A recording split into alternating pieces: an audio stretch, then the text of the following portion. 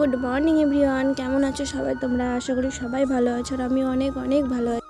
আমি সারাদিন বাড়িতে কি করি সেটা আজকে তোমাদের সাথে শেয়ার করি। তো চলো, রান্নাটা গোছানোর পর মশারি খুলে ব্রাশ করছিলাম। ব্রাশ করার পর স্নান করে পুজো দিচ্ছি। বড় মাকে তো ভোগ আমাকে দিতেই হবে।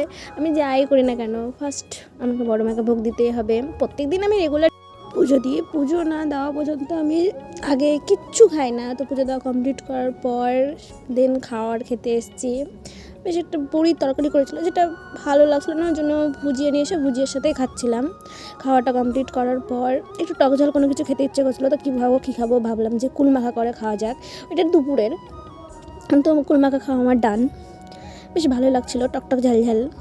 তারপর বিকেল হতে হতে ভাবলাম যে শুধু ভাত খাবো, তখন তো বুঝিয়ে দেখেছি, এখন একটু ডিমের অমলেট টাইপের কিছু করা যাক।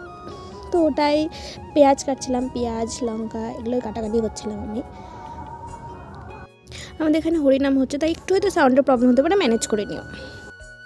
দেন বিকেলের খাবারটা খেয়ে একটু সময় ছিল, বেশ বেলা একটুখানি ছিল, তখনই আমি একটা দাদার কাছে গেলাম। আমার ফেসবুকে মনিটাইজেশন অন হয়েছে, সেটা আমি সেট আপটা করতে গেলাম। ওটা সেট আপ করার পর আসার আমার ঠাম্মা আর আমার মাকে জুতো নিয়ে দিচ্ছিলাম।